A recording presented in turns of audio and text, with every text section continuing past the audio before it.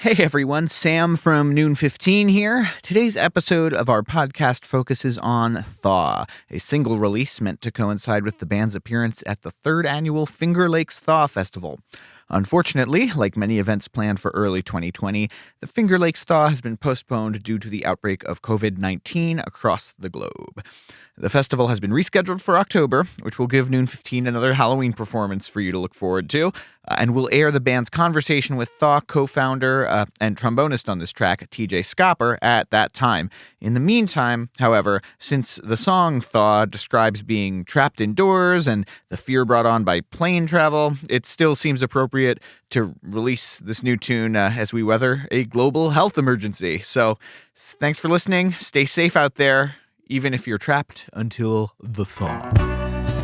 You're listening to the Noon 15 podcast. I'm your host, Dan Cole, and I'll take you behind the scenes of Noon 15, an independent band writing, performing, and recording original music.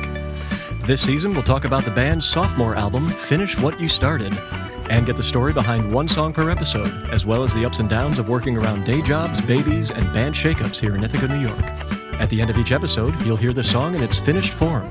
Thanks for listening, and welcome to Noon 15, the podcast. Here for the Noon 15 podcast, this time we're talking about the latest release, Thaw.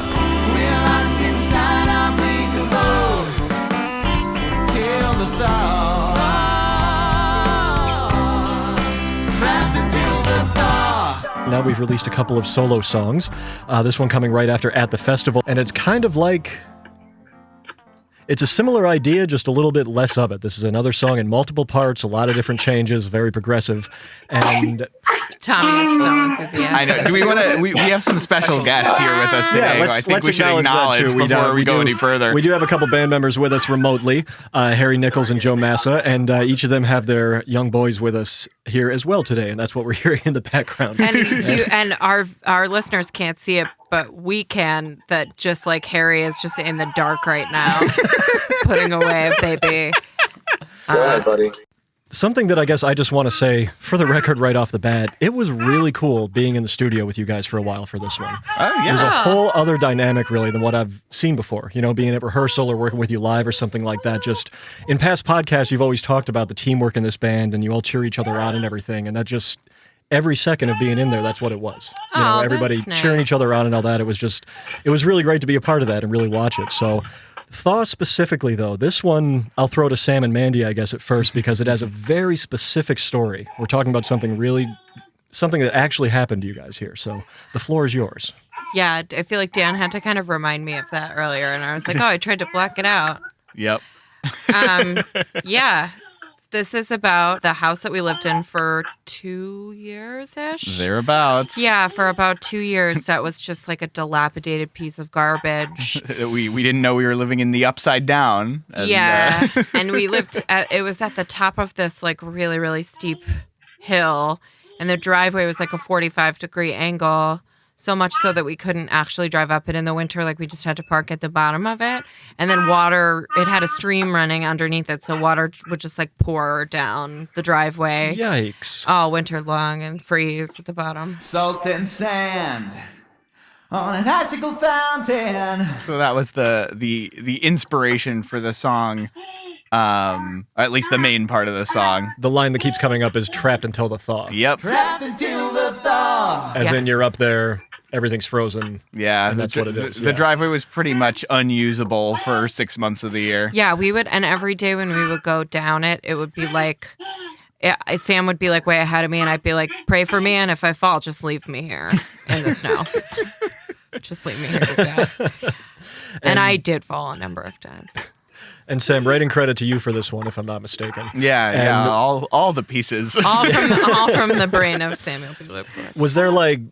Was this kind of building in your head over a while, or was there a moment that it's like, I got to write a song about this driveway? And the main part, and that I think I wrote more or less, as I often do, like I had like a chorus and a verse, and I wrote it sort of around that keyboard part.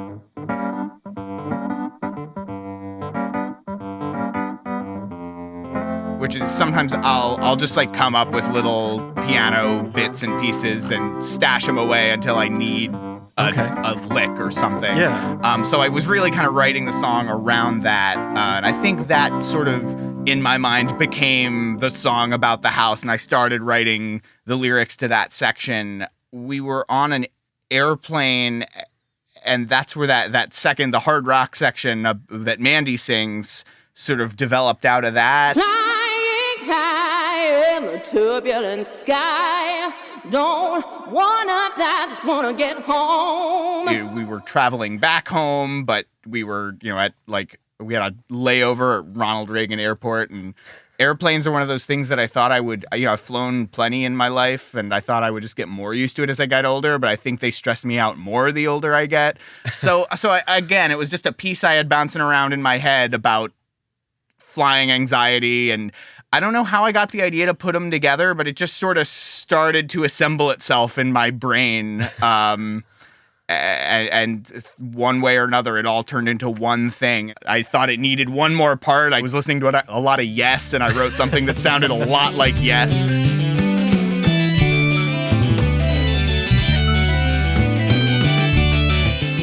And I knew I wanted it to come back to that original theme at the end, and I figured since it's a song where you're home and you're stuck places and then you're traveling places, it should wind up in New Orleans, like all good things. So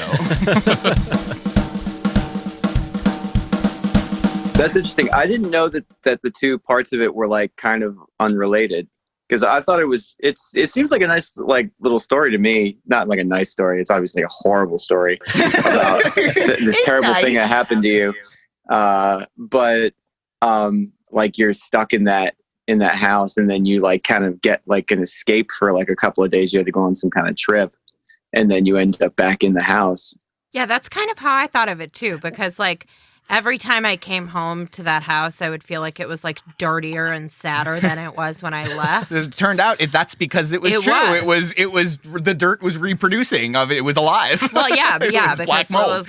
and there were like a lot of living organisms in that building of different varieties. Yeah. Yikes.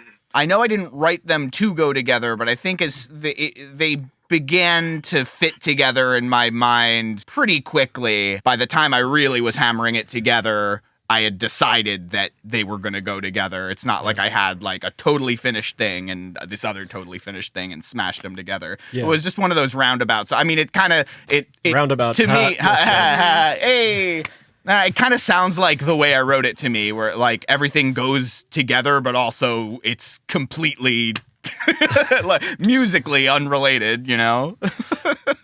Moving through the different parts, and like, I'll bet this place ain't up to code is just such a great line. Thank you. I wondered, is that something you would say when you lived there? Yes. Yeah. Yes. In fact, yes, there were more than one time that we looked into that place not being up to code. Yeah. And it gives you the chance for that great Joe Cocker moment, is all I can call it, toward the end of the song, where that comes out one more time, just dry vocals there. I bet this place ain't up to code. Oh yeah, but that's great line anyway. And so Mandy, you take over the lead in the heavy metal section there, which I think also could be called the Led Zeppelin section. It reminded me a lot of the Houses of the Holy show that you did years ago. Oh, thank you.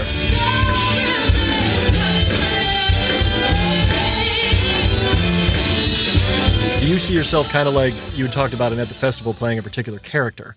Like, was that kind of the idea here as well? Or what can you say about that? I don't know if this one was as much about like playing a character, where at the festival I was really thinking about like motivations and wants and stuff. But for this one, it was just kind of fun to set aside more of the serious considerations and just kind of wail it out, because I don't always sing like super rocky stuff like this. Like, these guys give me opportunities to do that, but like just this very straight ahead rock, that whole section is just very hard hitting. So I definitely like, there is an aspect where I was like, oh yeah, we're just gonna like let it fly with this. We can't stand them. Yeah, which isn't normally how I approach things. Right. Yeah. Right, but just kind of pull out all the stops. Yeah. Yeah. Yeah. And speaking of which, Joe also really comes out in this part of the song. Oh yeah. To say the least. And Joe, what can you say about like your use of different guitars throughout the song, really, through the different sections, and to get the sound that you wanted out of it? I think I used a different guitar on every section. Yep. I used the Strat in the first section for like the wah part. And I believe those harmonies, I used the Les Paul. I used the Les Paul for that first solo with the drum trade off.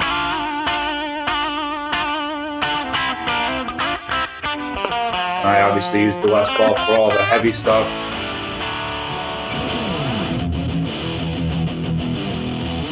And then the 12 string for the yes part, the prog part. And that acoustic part too, that sort of came like, I guess kind of on the fly. Maybe somebody had mentioned that a while back, but I just sort of put my head together with Sam and Chris and figured out a little strum part. And I feel like that sort of rounds it out. And then Chris's Telecaster I used at the end. So yeah, I had a wide array of stuff as is fitting with the theme of the song. In the solo here in particular, in the heavy metal section, was there any, can you say at all what you really, if anything, wanted out of it, or did you just know it when you nailed it? Yeah, I mean, I was just kind of trying to channel, like, Dimebag Darrell or Kirk Hammett. Yeah. Nice, yeah. But I felt like it needed to be like as authentic metal as I could pull off. I've never played like in a straight up metal band, but I've gotten kind of close, and this is kind of as close to as gamey as I've gotten. But yeah, I just wanted to, I felt like it, just the contrast. It was like sometimes you write those metal riffs, but you still play them in like, the same style as the song. And I just felt this needed to be like a complete change to just that complete super high gain distortion, heavy metal guitar tone, classic metal tone, Metallica era, Megadeth, whatever,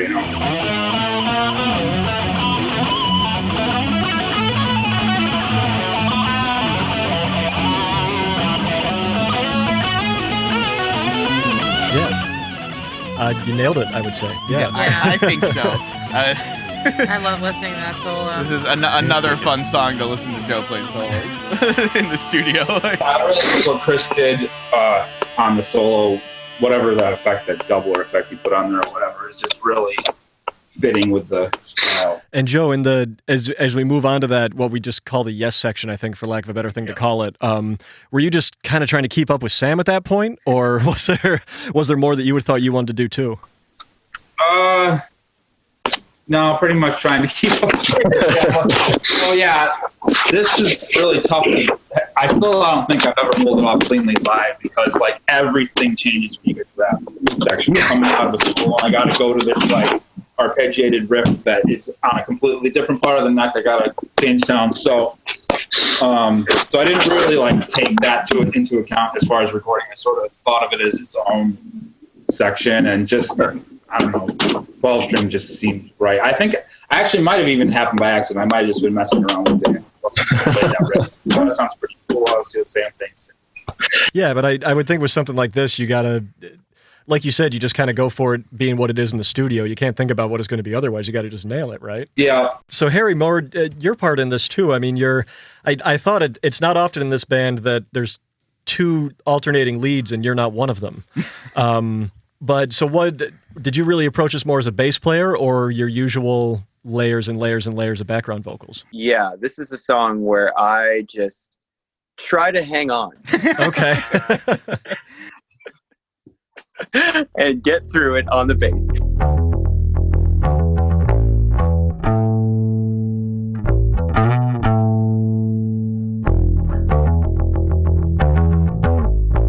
Actually, I find it really kind of a liberating song, because I really kind of just have to play the bass. I only sing a couple of like harmony lines, but most of it I'm not really singing, and so I can just kind of focus on what I'm doing on the bass, and so that's fun. It's different too for me. So very cool, nice.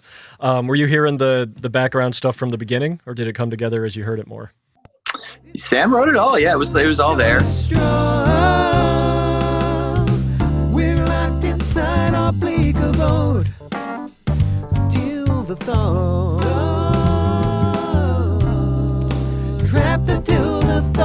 My bad. Sorry.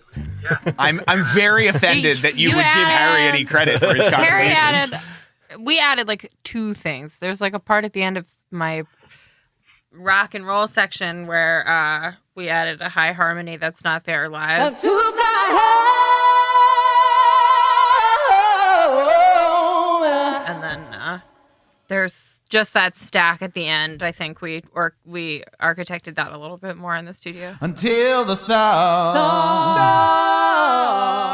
It's the way this band works, and what I love about it, even when it's not like an individual's own musical contribution, like Joe knew he wanted to layer some harmonized lead guitar stuff in some of the choruses, and once he started building it up, Harry started coming up with ideas for like, oh, what if you do one more that comes in later at the end? And I love that when the creative tennis match. I was gonna say, from the beginning, wasn't this a song you wrote? The song not thinking that you would sing it. Mm-hmm. But I heard the demo and I was like, oh, but I like the way you sound in those verses. So maybe I'll just sing the middle part. And then, because we don't have many songs where Sam takes the main lead vocal. I was wondering, actually, have you sang lead in Noon 15? I other than in Rock Bottom and at the festival. Yeah, so yeah. I've had a featured vocal, but it's the most singing, most lead singing I have done in this band. And I was very happy. Yeah, we've talked about this plenty on the podcast and outside, but like we have Mandy and Harry, so like I'm very happy to sing some harmonies and play the keyboards. Like I don't miss being a lead singer, but it's nice every now and then that I get to do it when there's a song that just like where it fits, and it's cool that it worked out that way for this. It's fun for me. It's a nice part of this band. I think that there are so many opportunities for the songs to sound different based on who's singing them. Yeah, we have 3 great lead vocalists in the band, so yeah. You don't sing on this pretty one good at all, backup do you? vocalist. No. But you get to listen. There are a lot of things. In many ways, this is one of the most prog rock things I've ever written. But let's just. I think it's the first time that I have had a drum solo on a song I've written, and I don't feel bad about that. I'm quite proud of that, actually. Did I hear rototoms at one point too? There weren't rototoms, but there was like a silly drum kit. There's some hand drums that were not played with the hands. Let's just put it. Let's leave it at that. They were not played with my hands. That's right. Well, and that's right. He means his wiener. I really needed a floppier sound on that. You need to say that with a deeper voice if you're going to talk about my wiener. You know, it's just need a little more oomph than that. It's be like a sack of potatoes hitting the floor. But I think Joe had the idea to kind of build you a weird drum kit specifically for the drum. That was a lot of fun. Good. throwing that together and just doing as many takes as we wanted before we were really comfortable with whatever it was. And it was just like, oh, I get to just fool around on this song for, 5-10 minutes and just be stupid. Most of the time I'm playing drums, I'm like, okay, don't be stupid. Don't do something over the top. And I'm always like, Phil, buddy, hey, why don't you? Here's an idea. You could do something stupid. Noon 15. You could be stupider. Stupid head. You could be stupider. Yeah. So that was nice. That was a big welcome change. I'm glad you were down. Yeah. Was that a live take? Yeah, on the record. The drum. That made a big difference that we were able to do that together. Yeah, absolutely. And I only wish I had another arm so I could have held your hand the whole time, Jeff. Instead of just on those few rests between. And Phil, do you take any kind of different? I mean, obviously there's a difference being in the studio versus being live, but is your role any different the way you see it? Is there a different mindset of any kind, or is it just kind of, no, I'm here playing the drums with the band, Before I even go into the studio on a song, I'm like really, really, really thinking about how I want that to be, immortalized, right? Sure. And so, in this song especially, where I want to put the kick drum and stuff like that, and just really ironing out that stuff. And sometimes when I'm playing live, especially depending on the venue, I'm like, okay, well, I can just be a bit more expressive here, or be solid but not worry so much about the consistency in exactly what I'm playing every single time I play it. Okay. And so, yeah, when it's in the studio, it's like, okay, if I was going to do this 100 times, how would I want it to be done? And really, really thinking about that. Yeah. Okay. Yeah. Okay.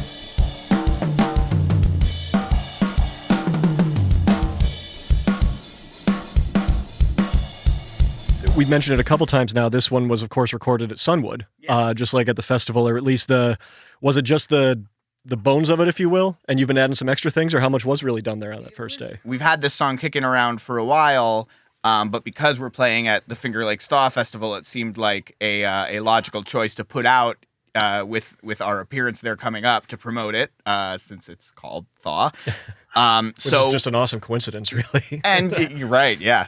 And since it's such a complicated piece, it wasn't something that, like, we didn't have a ton of time if we were going to do that. Like, by the time we knew we were playing the festival, and I think Harry came up with the idea, like, we should just record Thaw and put it out for the festival. So it was like we needed to sort of get it done as quickly and efficiently as we could. So it was pretty much the day at Sunwood where you came and hang out with us, and we knocked out pretty much everything. It was cool just kind of how you went through it at first, just piece by piece, like get down to basics of it all, and then just one, like, don't overthink it, just, kind of get it down and then build from there. It was cool to watch. Thank you. I've heard so many of my favorite bands that, like, I've heard, John Lennon talking about, he'd come in with a song and, like, Ballad of John and Yoko, like, oh, I want to put it out now. Can we just, like, lay this song down and put it out as a single, in next week? And they, they were the Beatles, so they could do whatever they wanted.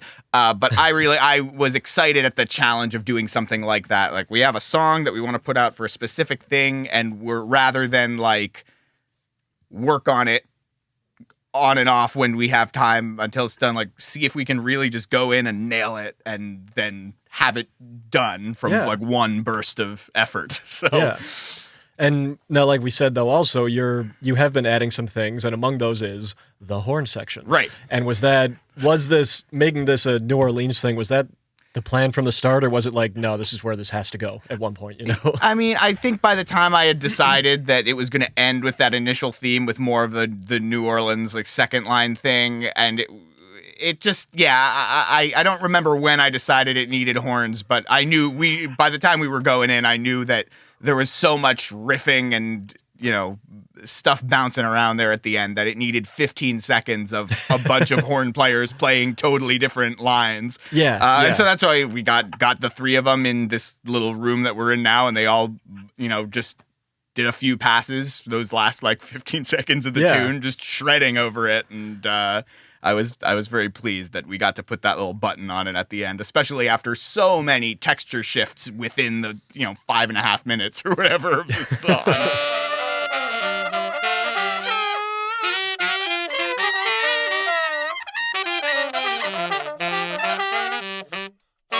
And as we called them a little earlier, there was, of course, the usual suspects: Alex Staples on saxophone and Bob McMahon on the trumpet. Yep. And also brought in TJ Scopper on the trombone, who just... Did you go after him because of his connection to Thaw? Yep. And the whole, like, building the whole thing? Okay, yeah. And then we knew TJ. We were at Ithaca College at the same time as TJ. And he'd played... He played with Through Spectrums once or twice. He played in the Ego Band once or twice. Like, we knew him. And since then, he's played with Dispatch and John Brown's Body and bands that make more money than we do once or twice. So it's since he was the co-founder of the festival, and he, we appreciated him asking us to come and play. I thought it was nice to have him then come and play on the song we were putting out for it. This song is the best thing that will come out of that terrible experience. Yeah. Yeah. I nearly died. And now we have a song about it. Yeah. There was mold in the house, everyone. Podcast Nation, there was mold in the house. So, I think the moral of the podcast here, protect yourself against that black mold stuff, because once it gets in your lungs, don't let it get you. It wreaks havoc for days. Oh, when it gets you, it really gets you. If you or someone you love has been afflicted by black mold, Get the We fuck should out of release here. the song with like a list of recommended like contractors. Mold remediation services. Yep. All right. Yeah. No, I think none of that was necessary. So. And with that, I think we're ready for the thaw. In this one, we have Samuel B. Lupowitz on keys and vocals, Mandy Goldman on vocals, Harry Nichols on bass and backing vocals, Joe Massa on all sorts of guitars, and Phil Shea on the drums. It's Thaw from Noon 15.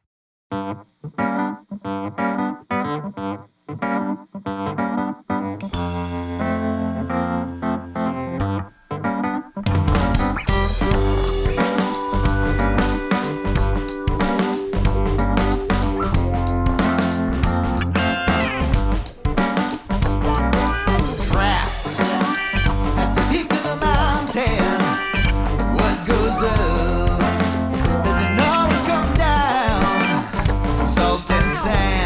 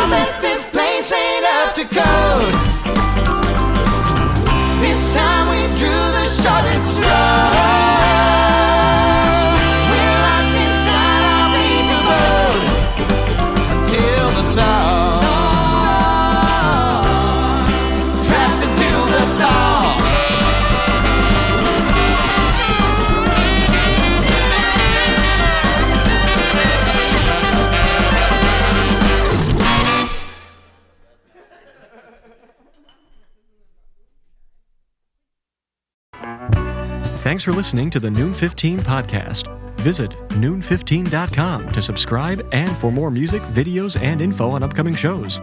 If you like what you hear, tell your friends and leave us a review on iTunes. Tune in next time for another trip behind the scenes with Noon 15.